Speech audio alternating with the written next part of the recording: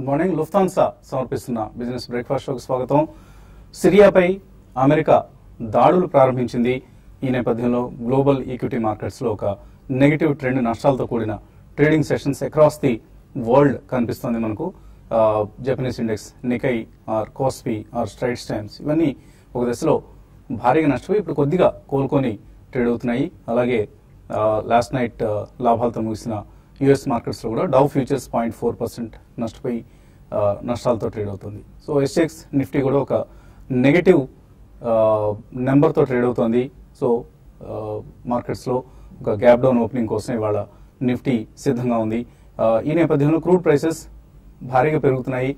ఎందుకంటే geo political risk ఎప్పుడైతే తలెత్తుతాయో అప్పుడు క్రూడ్ ప్రైసెస్ పెరుగుతూ ఉండడం మనం సహజంగా చూస్తూ ఉంటాం. ఇప్పుడు కూడా అదే జరుగుతుంది. బ్రెంట్ క్రూడ్ ఆల్మోస్ట్ $56 పైన, నైమెక్స్ క్రూడ్ కూడా $52 పైన, $52.5 దగ్గర ట్రేడ్ అవుతున్నాయి. సో క్రూడ్ ప్రైసెస్ లో ఒక భారీ వృద్ధి మనం చూస్తూ ఉన్నాం. సో గ్లోబల్ పోలీస్ మ్యాన్ పాత్రను అమెరికా ఎందుకు పోషించాలి అంటూ ఎన్నికల సమయంలో, ఎన్నికల ప్రచార సమయంలో విరుచుకుపడిన డొనాల్డ్ ట్రంప్ ఇప్పుడు అదే పోలీస్ పెద్దన్న పాత్ర పోషించేందుకు సిద్ధమవుతున్నారు. సిరియాపై మిసైల్స్ 59 మిసైల్స్ ప్రయోగించింది యుఎస్ సిరియా మీద అన్న వార్తలు వస్తున్నాయి. టొమాహాక్, సో ఇది ఆ మిసైల్స్ పేరు. So 59 tomahawk missiles were launched by US warships in the Mediterranean sea అంటూ వార్తలు వస్తున్నాయి మనకు. సో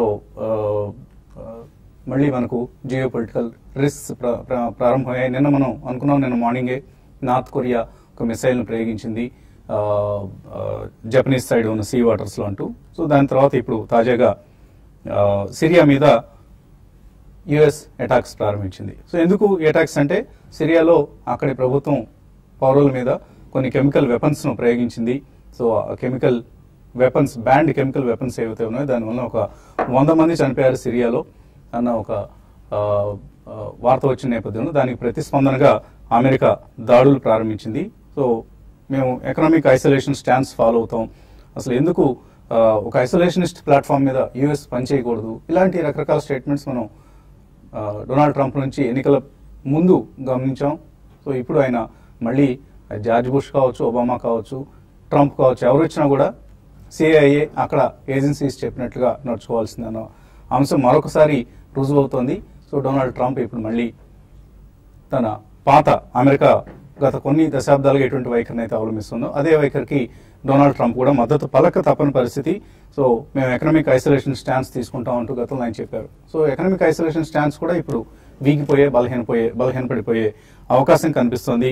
కెమికల్ వెపన్స్ వ్యాప్తిని అరికడతాం అంటూ ఆయన ఇందాక కాసేపటి క్రితం ఒక మీడియా స్టేట్మెంట్ కూడా ఇవ్వడం జరిగింది. సో గ్లోబల్ పొలిటికల్ రిస్క్ మళ్ళీ మనకు ప్రారంభమయ్యాయి. ఇప్పుడు ఇరాన్, రష్యా ఎలా స్పందిస్తాయో చూడాలి. ఎందుకంటే సిరియాకి పక్కనే ఉన్న కంట్రీ ఇరాన్, సరిహద్దు దేశం. అలాగే రష్యన్స్కి సిరియాలో చాలా ఇంట్రెస్ట్ ఉన్నాయి. అక్కడ ఇప్పుడు ఇన్ఫాక్ట్ అక్కడ ప్రభుత్వానికి రష్యన్ మద్దతుతోనే అక్కడ కొనసాగుతుంది. సో ఇవన్నీ కూడా రాబోయే రోజుల్లో నార్త్ కొరియా సమస్య ఎలాగో ఉండే ఉంది. రేపు నార్త్ కొరియా మొన్న ప్రయోగించిన మిసైల్కి స్పందనగా అటు దక్షిణ కొరియా అండ్ జపాన్ ఎలా రియాక్ట్ అవుతాయో చూడాలి. ఇవన్నీ ఒక అన్సర్టెంటీని, గ్లోబల్ అన్సర్టెంటీని సూచిస్తున్నాయి. So world is now again back in to uncertainty. So ఈ జియో పొలిటికల్ రిస్క్ ని ఎలా ఫేస్ చేస్తారు రకరకాల దేశాధినేతలు అనేది రాబోయే రోజుల్లో మార్కెట్స్ గమనాన్ని నిర్దేశించే అవకాశం ఉంది. కాబట్టి కొంత ఇక్కడ మార్కెట్స్ కరెక్షన్కి లోనయ్యే అవకాశం ఉంది. సో ఇదొక బయింగ్ ఆపర్చునిటీగా తీసుకోవచ్చా చెప్పలేము. ఎందుకంటే అందరూ ఎదురు చూస్తున్న కరెక్షన్ ఇదేనా, మేబీ ఒక 5 to 10% కరెక్షన్ వస్తుందా, ఇవన్నీ వీ డోంట్ నో. బట్ మొదటి బయింగ్ ఆపర్చునిటీగా ఇప్పుడు వస్తున్న డిప్ని మనం తీసుకోవచ్చు. సో ఈ డిప్లో లాంగ్ టర్మ్ ఇన్వెస్టర్స్ ఎవరైతే ఉన్నారో, చాలా కాలంగా సైడ్ లైన్స్లో ఎదురు చూస్తున్న వాళ్ళు ఎవరైతే ఉన్నారో వాళ్ళకి ఇది ఒక బయింగ్ ఆపర్చునిటీ అవుతుంది. అండ్ నిన్నటి ఆర్బీఐ పాలసీ కూడా మనకు ఒక పాజిటివ్ ధోరణి మనకు మార్కెట్స్లోకి వ్యాప్తి చేసే ప్రయత్నం చేసింది. కీలక ఘట్టంగా అందరూ భావించిన ఆర్బీఐ పాలసీ ముగిసింది. అండ్ తాజాగా గ్లోబల్ అన్సర్టెంటీ, గ్లోబల్ రిస్క్ మళ్ళీ మార్కెట్స్ని కొద్దిగా వెనక్కి నెట్టే ప్రయత్నం ఉంది. కాబట్టి ఇక ఇక్కడ నుంచి మనం బ్రేకింగ్ న్యూస్లో ఏమొస్తుంది, ఫ్లాష్ న్యూస్లో ఏమొస్తుంది, ఇవన్నీ చూస్తూ ఉండాలి.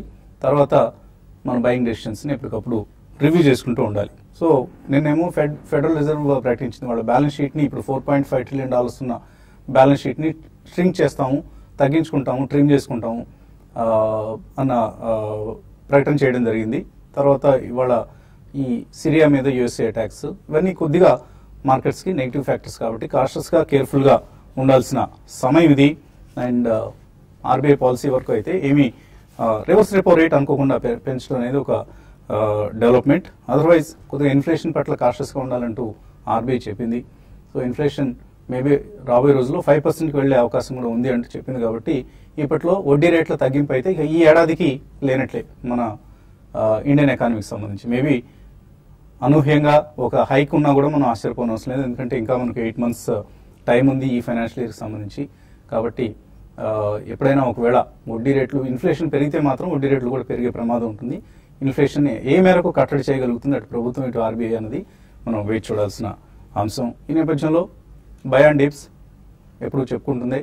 అండ్ మిడ్ క్యాప్స్లో బయింగ్ ఆపర్చునిటీస్ వచ్చినప్పుడు తప్పకుండా వాటిని ఒడిసి పట్టుకునే ప్రయత్నం చేయండి.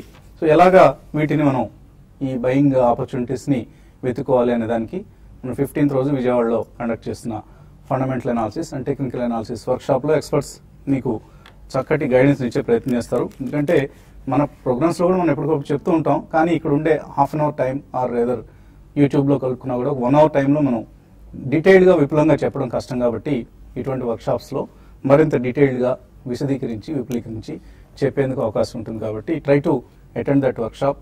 వివరాల కోసం profityourtrade.in ఈ వెబ్సైట్లో పూర్తి వివరాలు ఉన్నాయి. ఇంకా మార్కెట్స్ పరిస్థితి గురించి మాట్లాడేందుకు మనతో అనలిస్ట్ సిద్ధంగా ఉన్నారు. సో మళ్ళీ జియో పొలిటికల్ రిస్క్ మనకు కనిపిస్తున్నాయి. సో ఈ రిస్క్ సమయంలో వచ్చే డిప్స్ని బయింగ్కి ఉపయోగించుకోవచ్చా లేదా ఒక డీపర్ కరెక్షన్ కోసం వెయిట్ చేయడం మంచిదంటారు? ఇంకొక ఇంపార్టెంట్ పాయింట్ ఏంటంటే ఇప్పటి వరకు వచ్చిన ర్యాలీ కూడా గ్లోబల్ ర్యాలీ అండి, మన ఇండియన్ ర్యాలీ కాదు. అంటే లాస్ట్ 6 months లో మనం ఎంత మనం ఎంత ఇండియా స్టోరీ మనం ఎంత ఇండియా అనుకున్నా కూడా అది గ్లోబల్ ర్యాలీ అనమాట. ఆల్మోస్ట్ లాస్ట్ 6 months లో 21 ఇండిసెస్ లో నెగిటివ్ లో క్లోజ్ అయిన ఒక్క ఇండెక్స్ కూడా లేదండి. అంటే 21 ఇండిసెస్ పాజిటివ్ లో ఉంటే చాలా రేర్ ఇన్సిడెంట్ అనమాట. అంటే ఇప్పుడు గ్లోబల్ గా మళ్ళీ ఫ్లోస్ వెనక్కి వెళ్తే almost entire global risk of trade ఏదైతే ఉందో దాంట్లో మనం కూడా ఒక రకంగా కొంచెం డౌన్ సైడ్ ప్రెషర్ చూసే అవకాశం ఉందండి. మన ఫ్యాక్టర్స్ ఎంతైనా ఉండొచ్చు, అప్పుడే ఫ్యాక్టర్స్ మనకి స్ట్రాంగ్ ఉంటే రికవరీ ఎప్పుడు స్ట్రాంగ్ ఉంటామేమో కానీ ఇప్పుడు పడవని మాత్రం ఉద్దేశం కాదనమాట. అదొక పాయింట్ గుర్తుపెట్టుకోవాలి. రెండోది ఆర్బీఐ రివర్స్ రిపో పెంచడం ఏంటంటే almost interest rates bottom out అయిపోయినాయి అని చెప్పేసి మనం ఒక సంకేతం అనుకోవచ్చు అండి. ఇక్కడ నుంచి ఇంట్రెస్ట్ రేట్స్ పెరిగే ఉద్దేశం కానీ ఇక తక్కువ వచ్చే అవకాశం లేదు. సో డెట్ ఫండ్స్ ర్యాలీ ఏదైతే చూసాము అంటే ఒక 3-4 months బ్యాక్, అంటే అప్పుడు డెట్ ఫండ్స్ కూడా ఆల్మోస్ట్ 15-20% రిటర్న్స్ వచ్చినాయి అయితే అనుకున్నాము. ఇక అది ఆల్మోస్ట్ హిస్టరీ అనుకోవచ్చు అండి. ఇప్పుడు ఏంటంటే లాస్ట్ 2-3 months లో చాలా మందికి డెట్ ఫండ్స్ తో కొంచెం సిగ్నిఫికెంట్ లాసెస్ కూడా వచ్చినాయి, ఎందుకంటే ఈల్డ్స్ ర్యాలీ అయ్యేటప్పటికి. ఇప్పుడు ఇక మనం ఏంటంటే అటువంటి ట్రెండ్ చూసే అవకాశం ఉంది. సో అవే రోజుల్లో ఈల్డ్స్ ఇంకా పెరిగే అవకాశం ఉంది. ఎస్పెషల్లీ ఇంకా ఫెడ్ నుంచి ఈ సంవత్సరమే ఇంకొక అట్లీస్ట్ ఒక 2 hikes అన్న ఎక్స్పెక్ట్ చేస్తున్నాం. సో 2 hikes ఎక్స్పెక్ట్ చేస్తున్నాం అంటే మీనింగ్ ఏంటంటే మనం ఇండియాలో అట్లీస్ట్ ఒక హైక్ అన్న ఎక్స్పెక్ట్ చేయొచ్చు. సో మొత్తం మీద ఏంటంటే ఆ డెట్ ఫండ్స్ ర్యాలీ అనేది ఇక అది ఉండకపోవచ్చు. సో ఈక్విటీ మార్కెట్స్ వచ్చేటప్పటికి ఆల్రెడీ ఏంటంటే మార్కెట్స్ ఒక ఫాలో అవడానికి ఒక ఎక్స్క్యూజ్ కోసం వెయిట్ చేస్తానే ఈ సిరియా ఈవెంట్ అనేది ఒక ఎక్స్క్యూజ్ లాగా అవ్వచ్చండి. సో లాంగ్ టర్మ్ ఇన్వెస్టర్స్ మీరు అన్నట్టు ఇప్పుడు ఫర్ ఎగ్జాంపుల్ 7,000 దగ్గర 7,500 దగ్గర నిఫ్టీ ఉన్నప్పుడు కొన్నవాళ్ళు వాళ్ళైతే పెద్ద ఆలోచించాల్సిన అవసరం లేదు. ఒక 200-300 పాయింట్స్ కరెక్షన్స్ వస్తూనే ఉంటాయి మధ్య మధ్యలో. ఇప్పుడు ఫ్రెష్ ఎంట్రీ తీసుకున్న వాళ్ళు మేబీ కొద్దిగా వెయిట్ చేసి మార్కెట్ కొద్దిగా మార్కెట్ స్టెబిలైజ్ అవుతున్నప్పుడు అప్పుడు కొద్దిగా ఎంటర్ అవడం బెటర్. సో టెక్నికల్స్ ఏం చెప్తున్నాయి, ఎందుకంటే గ్యాప్ డౌన్ ఓపెనింగ్ ఇవాళ మనకు ఖచ్చితంగా ఖాయంగా కనిపిస్తుంది. సో గ్యాప్ డౌన్ ఓపెనింగ్ లో ట్రేడర్స్ ఏం చేయాలి? ఐ థింక్ నిన్న కూడా సేమ్ ప్యాటర్న్ చూసామండి. మనకి ఆర్బీఐ ఈవెంట్ తోటి ఒక 30-40 పాయింట్స్ గ్యాప్ డౌన్ ఓపెన్ అయ్యి ఆల్మోస్ట్ క్లోజింగ్ లో మనం ఫిల్ అవుట్ అని చూసాం. ఓన్లీ థింగ్ మనకి ఈ రోజు కనుక 9192 ఏదైతే 3-day లో ఉందో ప్రాబ్లీ దాని కిందనే ఒక ½ an hour ట్రేడ్ అయితే మేబీ కొద్ది డౌన్ ట్రెండ్ వచ్చే ఛాన్స్ ఉంటుంది. అదర్వైజ్ ఐ థింక్ 9192 దగ్గర ఒక స్ట్రాంగ్ సపోర్ట్ అనేది షార్ట్ టర్మ్ లో ఉంటుంది. సో ఆల్మోస్ట్ ఇక్కడ నుంచి మనం చూస్తే 70 పాయింట్స్ కిందే ప్రాబ్లీ ఐ థింక్ దాని కింద క్లోజ్ అవుతేనే ఫర్దర్ కరెక్షన్ వచ్చే ఛాన్స్ ఉంది. అదర్వైజ్ ప్రాబ్లీ పెద్ద ఈవెంట్ బేస్డ్ సెల్ ఆఫ్ తప్ప ఐ థింక్ టెక్నికలీ చాలా స్ట్రాంగ్ గానే మార్కెట్ ఉందని చెప్పొచ్చండి. Again by on dips I think అందరు చెప్తున్నట్టే ఈవెంట్ చార్ట్స్ కూడా సజెస్ట్ చేస్తాయి మనకి. సో ఆ డిప్ ఎక్కడ దాకా వస్తుంది, ప్రాబ్లీ 9107 ఏదైతే 20-day మూవింగ్ యావరేజ్ ఉందో అక్కడ దాకా వచ్చే ఛాన్స్ ఎక్కువ ఉంది. అంటే ఇక్కడ నుంచి క్లోజ్ టు 250 పాయింట్స్ దాకా డౌన్ సైడ్ డిప్ ఉంది. But definitely 9192 first price point లో మనం ఎంట్రీ పాయింట్ లాగా మనకు ఉంటుంది. And second price point probably 9107 ఆ రేంజ్ లో మనకి సెకండ్ ప్రైస్ పాయింట్ గా ఉండొచ్చు. అండ్ మనకి స్వింగ్ లో ఏదైతే ఉందో ప్రాబ్లీ 8980 దాని కింద క్లోజ్ కాకపోవచ్చు. ఎందుకంటే ఒకవేళ 8980 కింద క్లోజ్ అవుతే కనుక షార్ట్ టర్మ్ ట్రెండ్ అనేది రివర్సల్ అవుతుంది. అండ్ మేబీ ఒకవేళ మార్కెట్ డీప్ కరెక్షన్స్ వస్తే కనుక ప్రాబ్లీ 86 or 86.50 దాకా కూడా వచ్చే ఛాన్స్ ఉంది. బట్ అగైన్ ఇప్పుడే it's very early to say that maybe 91 వరకు డెఫినెట్లీ స్ట్రాంగ్ సపోర్ట్ ఉంది కాబట్టి 2 or 3 ప్రైస్ పాయింట్స్ లో I think market players short term and swing traders కూడా ఎంట్రీ పాయింట్ లాగా తీసుకోవచ్చు. అండ్ బ్యాంక్ నిఫ్టీ కొద్దిగా అండర్ పర్ఫార్మెన్స్ చూపిస్తుంది నిఫ్టీతో కంపేర్ చేస్తే, ఎందుకంటే లాస్ట్ వీక్ హై ఏదైతే ఉందో అది బ్రీచ్ చేయలేకపోతుంది 21,700 ఆ రేంజ్. సో ప్రాబ్లీ ఈ బ్యాంక్ నిఫ్టీ కూడా 21,165 అంటే which is close to 450-500 points కిందనే సపోర్ట్ ఉంది కాబట్టి ఈవెన్ బ్యాంక్ నిఫ్టీలో కూడా కొద్ది డిప్స్ కోసం వెయిట్ చేసి ప్రాబ్లీ ఐ థింక్ అక్కడ one can buy in 2 or 3 price points. అదేవిధంగా ఏవైతే స్ట్రాంగ్ గా ట్రేడ్ అవుతున్నాయో ఆ స్టాక్స్ ని మనం డెఫినెట్ గా ఈ డిప్స్ లో ఆపర్చునిటీ తీసుకోవాలండి ఇన్వెస్ట్మెంట్స్ కోసం. ఫర్ ఎగ్జాంపుల్ ఎడెల్వేస్ ఉంది. సో ప్రాబ్లీ ఐ థింక్ దీని ఆల్ టైమ్ హై అరౌండ్ 179 ఉంది. నిన్న 177 దాకా రావటం చూసాం. సో ఇన్ కేస్ 179 దాటింది అంటే నెక్స్ట్ టార్గెట్ దాన్ని నెక్స్ట్ 6 months లోనే 220 దాకా అప్ సైడ్ వెళ్ళే ఛాన్స్ ఉంది. సో నిన్న క్లోజింగ్ 170 ఉంది. సో దీని కూడా కీ సపోర్ట్ అనేది మనకి అరౌండ్ 158 నుంచి 154 మధ్యలో ఉంది. సో ఎనీ డిప్స్ మేబీ 165 నుంచి 155 దాకా అక్యూములేట్ చేసుకోవచ్చు ఈ స్టాక్ ని. ప్రాబ్లీ 179 ఒకసారి దాటింది అంటే 220 దాకా 6 months 1 year లోనే వెళ్ళే ఛాన్స్ ఉంది. అదేవిధంగా నాట్కో ఫార్మా కూడా చాలా స్ట్రాంగ్ గా పర్ఫార్మ్ చేస్తుంది మార్కెట్ లో. మనం క్లోజ్ టు 900 దాకా వచ్చి అరౌండ్ 850-870 మధ్యలో ట్రేడ్ అవుతుంది ఇప్పుడు. సో ఈ స్టాక్ కూడా 798 నుంచి 810 మధ్యలో చాలా స్ట్రాంగ్ సపోర్ట్ ఉంది కాబట్టి ఇది కూడా 2 ప్రైస్ పాయింట్స్ లో డిప్స్ లో I think one can accumulate. So real estate investment trust and infrastructure investment trust వీటిలో బ్యాంక్స్ ఇన్వెస్ట్ చేయొచ్చు అంటూ నిన్నటి ఆర్బీఐ పాలసీ ప్రకటించిన సంగతి మనందరికీ తెలుసు. సో నిన్న ఈ కారణంగానే రియల్ ఎస్టేట్ ప్యాక్ అంతా కూడా డిఎల్ఎఫ్ కావచ్చు, ప్రెస్టీజ్ ఎస్టేట్స్ కావచ్చు, శోభ డెవలపర్స్ ఆర్ ఓబ్రాయ్ రియాలిటీ ఇటువంటి స్టాక్స్ అన్ని కూడా స్ట్రాంగ్ గా పెర్ఫామ్ చేయడం చూస్తాం. సో మేబీ ఇవాళ కూడా ఆ స్ట్రెంత్ కొనసాగుతున్నా లేదా ఈ అంశం గమనించాలి. బట్ రాబోయే రోజుల్లో రియల్ ఎస్టేట్ ప్యాక్ కొంత అవుట్ పెర్ఫామ్ చేసే ఛాన్స్ ఉంది. ఆల్రెడీ లాస్ట్ 1 month గా రియల్ ఎస్టేట్ స్టాక్స్ అన్ని కూడా భారీగా పెరగడం చూసాం.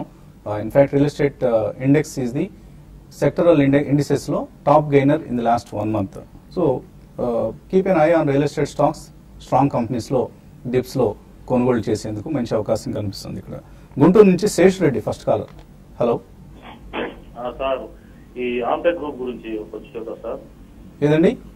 ఆమ్టెక్ ఆటో. ఆమ్టెక్ ఆటో కొన్నారా మీరు? ఉన్నాయండి, అందుకని అడుగుతున్నాను. ఏ రేట్ లో కొన్నారు? ఎన్ని షేర్లు కొన్నారు? ఒక 2000 షేర్లు ఉన్నాయండి. 50లో కొన్నాము. 50లో సార్ అదేంటా ఎప్పుడు బాకీ ఉంది కదా తీరుస్తాం అది అని చెప్పారు. నేను వెయిట్ చేస్తున్నా. ఏం సార్ దాని పరిస్థితుల్లో మీకున్నాయండి బాకీలు? వాళ్ళు మీకేమైనా డబ్బులు ఇవ్వాలా? లేదు సార్, మనం కొన్నాం కదా షేర్లు, వాళ్ళు ఏదో రేట్స్ ఉన్నాయి తీరుస్తాం అది అని చెప్తున్నారు. మీరు వాళ్ళకం చూస్తే మీకే వాళ్ళు డబ్బులు ఇవ్వాల్సినట్లుగా కనిపిస్తుంది. కాదు చూద్దాం అట్లేదు పరిస్థితి. ఓకే అండి. సో ఆమ్టెక్ ఆటో పరిస్థితి ఏంటి? వాళ్ళు డెట్ బర్డెన్ నుంచి తప్పించుకునేందుకు చేసే ప్రయత్నాలు ఎంతవరకు సఫలీకృతం అవుతాయి? ఆటో ఆన్సరీలు మనం చాలా స్టాక్స్ మంచి స్టాక్స్ చెప్పామండి. మీరు అవన్నీ వదిలేసి ఆమ్టెక్ ఆటో తీసుకోవడం కొద్దిగా ఆశ్చర్యంగా అనిపించింది. అందులో కొంచెం పెద్ద పొజిషన్లు తీసుకున్నట్టున్నారు. అయితే ఇక్కడ ఏంటంటే ఎప్పుడైనా మార్కెట్ మొమెంటంలో ఉండి మంచిగా ఉన్నప్పుడు అంటే మంచి మార్కెట్లో ఉన్నప్పుడు ఎప్పుడైనా strong companies, strong balance sheets, strong managements లాంటి కంపెనీస్ కొన్ని ప్రయత్నం చేయండి. ఎందుకంటే ఈ టర్న్ అరౌండ్ స్టోరీస్ ఇవన్నీ ఏంటంటే అవన్నీ ఓకే అంటే ఈవెన్చువల్ గా అవన్నీ చాలా ఫ్యాక్టర్స్ మీద డిపెండ్ అయి ఉన్న ఫ్యాక్టర్స్ కాబట్టి ఏంటంటే అవి అంత అగ్రెసివ్ వెళ్ళకపోవడం మంచిదండి. మీరు తీసుకున్నారు కాబట్టి ఏదైనా బౌన్సెస్ వచ్చినప్పుడు ఎగ్జిట్ అయిపోండి. కొద్దిగా front line neat companies, balance sheet strong ఉన్న స్టోరీస్ లోకి ఎంటర్ అయ్యే ప్రయత్నించండి. ఇదే టైంలో మీరు సంవత్సరం నుంచి వెయిట్ చేస్తున్నారు. ఇదే టైంలో డబుల్ అయిన ఆటో యాన్సిలరీ కంపెనీస్ చాలా ఉన్నాయి. అంటే ఒక రకంగా మీరు ర్యాలీ మిస్ అయినట్టే. సో సలహా ఏంటంటే ఫ్యూచర్ లో కూడా స్ట్రాంగ్ కంపెనీస్ వెళ్ళే ప్రయత్నం చేయండి. ఈ టర్న్ అరౌండ్ స్టోరీస్ ఒక్కొక్కప్పుడు వర్క్ అవుతాయి కానీ ప్రతిసారి వర్క్ అవ్వాలని గ్యారంటీ అన్నది. సో కొద్దిగా కేర్ఫుల్ గా ఉండాల్సిన కౌంటర్ అండి ఆమ్టెక్ ఆటో. మేబీ న్యూస్ లోని గమనిస్తూ జాగ్రత్తగా ఆచితూచి మీ సెల్లింగ్ డెసిషన్ తీసుకోండి. ఇక మరిన్ని కాల్స్ అలాగే మెయిల్స్ తీసుకోబోయే ముందు కాసేపు ప్రకటన.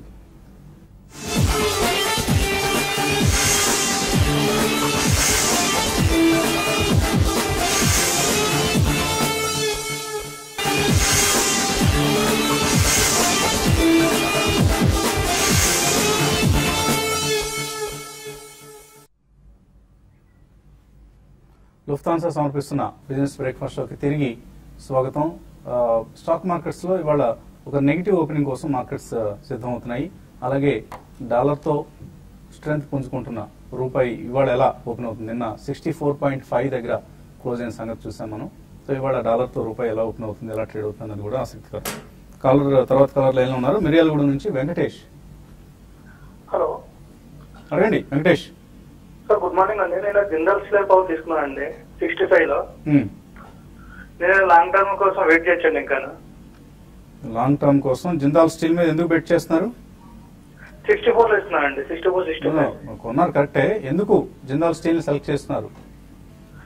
అంటే అప్పుడు యావరేజ్ 64 లో ఉందండి. అంటే 350 నుంచి 64 వచ్చింది, సో అందుకు తీసుకున్నానండి. అది ప్రైస్ బాగా తగ్గింది, ఇక్కడ అట్రాక్టివ్ గా ఉందన్న ఉద్దేశం తీస్తున్నారు, అంతేగాని కంపెనీ గురించి ఏం పెద్దగా మీరు స్టడీ చేయలేదు. అంటే కంపెనీ మంచిదని చెప్పి చూసి తీసుకున్నానండి అది. ఓకే అండి, ఓకే. సో మిమ్మల్ని గ్రిల్ చేయడానికి ఉద్దేశం ఏంటంటే అసలు ఎటువంటి రీసెర్చ్ చేశారు ఈ కంపెనీ మీద అన్న అంశం తెలుసుకునేందుకు. సో ఆయన డెసిషన్ కరెక్టేనా? జిందాల్ స్టీల్ మంచి ఐ థింక్ ట్రైలింగ్ స్టాప్ తోటి మీరు రన్ చేయాలండి పొజిషన్. మీరు entry point excellent entry point లో తీసుకున్నారు, around 65-67. So with in 3 months almost 67 నుంచి 133 దాకా నిన్న పెరగటం చూసాం. So almost me investment close to double అయింది కాబట్టి నా ఉద్దేశంలో ట్రేడింగ్ స్టాప్ లో మీరు హోల్డ్ చేయండి స్టాక్ ని. Only thing 50-day moving average అయితే ఉందో 108 కింద మీ స్టాప్ లాస్ ఉంటుంది ఇక్కడ. సో 133 కరెంట్ మార్కెట్ ప్రైస్ ఉంది, 108 కింద మీరు స్టాప్ లాస్ పెట్టండి. అండ్ నా ఉద్దేశంలో ఈ stock next couple of months లో 180 దాకా వెళ్లే ఛాన్స్ ఎక్కువ ఉందండి, 6 months to మేబీ 9 months మధ్యలో. సో డెఫినెట్లీ హోల్డ్ చేయమని చెప్తాను. చాలా స్ట్రాంగ్ చార్ట్ ప్యాటర్న్స్ కనిపిస్తుంది. 150 నుంచి 180 మధ్యలో మీరు 50% ప్రాఫిట్ బుక్ చేసుకోవచ్చు. అండ్ దాని తర్వాత ట్రైలింగ్ స్టాప్ మీరు కంటిన్యూ చేయాలి మిగతా బ్యాలెన్స్ వాటికి కూడా. సో ఈ స్టేజ్ లో 108 స్టాప్ లాస్ తో డెఫినెట్లీ హోల్డ్ అని చెప్తాను. గుడ్, మంచి విన్నర్ని మీరు పిక్ చేశారు. 65 రూపాయల్లో జిందాల్ స్టీల్ కొనడం అనేది ఒక మంచి నిర్ణయం అయింది. ఆల్మోస్ట్ డబుల్ అయిపోయింది మీ ఇన్వెస్ట్మెంట్ కాబట్టి ఫస్ట్ ఆఫ్ ఆల్ కంగ్రాచులేషన్స్ అండి. తర్వాత హైదరాబాద్ నుంచి సుబ్బారావు. హలో హలో అడగండి సుబ్బారావు. నా పేరు సుబ్బారావు అండి. అడగండి. ఇప్పుడు గ్లోబల్ క్యూస్ నుంచి ఈ హౌసింగ్ ఫైనాన్షియల్ కంపెనీల మీద ఏమైనా ఎఫెక్ట్ పడుతుందా? తర్వాత హలో గ్లోబల్ క్యూస్ సార్, ఈ గ్లోబల్ క్యూస్ నుంచి okay LIC housing, Repco home finance, ఈ రెండు గురించి చెప్పండి. ఓకే, సో అమెరికా వదిలిన మిసైల్స్ హౌసింగ్ ఫైనాన్స్ కంపెనీల మీద ఏమైనా పడే ఛాన్స్ కనిపిస్తుంది? అంటే ఓవరాల్ మార్కెట్ సెంటిమెంట్ మీద కొద్దిగా ప్రభావం చూపించిన వల్ల అంటే కొద్దిగా ఫ్లోస్ ఏమైనా అవుట్ఫ్లో అయితే కొద్దిగా మార్కెట్ కరెక్షన్ రావచ్చు, కానీ స్పెసిఫిక్ గా హౌసింగ్ ఫైనాన్స్ సెక్టర్ బిజినెస్ మీద ఇంపాక్ట్ ఏ ఉండదండి. అంటే ఎవరో సిరియా మీద ఎవరో మిసైల్ వేశారు కదా అని చెప్పి ఇక్కడ హౌసింగ్ లోన్ డిఫాల్ట్ చేయడం అట్లా ఉండదు కదా. డిమానిటైజేషన్ టైంలోనే మనం పెద్ద స్టాక్ ప్రైస్ కరెక్షన్ చూస్తే కానీ పెద్ద డిఫాల్ట్స్ అయిన హోమ్ లోన్స్ అనే సందర్భాలు ఎక్కువ చూడలేదు మనం. సో అటువంటి సందర్భాల్లో పెద్ద ఆలోచించాల్సిన అవసరం లేదు. కరెక్షన్స్ అంటారు, చిన్న చిన్న కరెక్షన్స్ వస్తూనే ఉంటాయి. ఆ లేకపోతే అసలు మార్కెట్ లో ఇంట్రెస్ట్ ఏముంటుందండి, కొద్ది గొప్ప ఉండటం కూడా market part of the game అంటారు అనమాట. అది పెద్ద ఆలోచించాల్సిన అవసరం లేదండి. ట్రూ.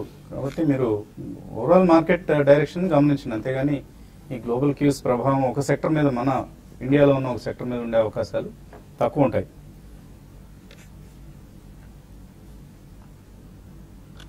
ఓకే, సో సమయం మించిపోతుంది. ఈలోగా నేను ఇన్ఫ్యాక్ట్ మెయిల్ బాక్స్ ఓపెన్ చేయడం మర్చిపోయాను. సో అందుకని మెయిల్స్ తీసుకునేందుకు కొద్దిగా టైం పడుతుంది. సో ఈలోగా ఓపెనింగ్ స్ట్రాటజీ, ఎటువంటి స్ట్రాటజీ ఫాలో కావాలి?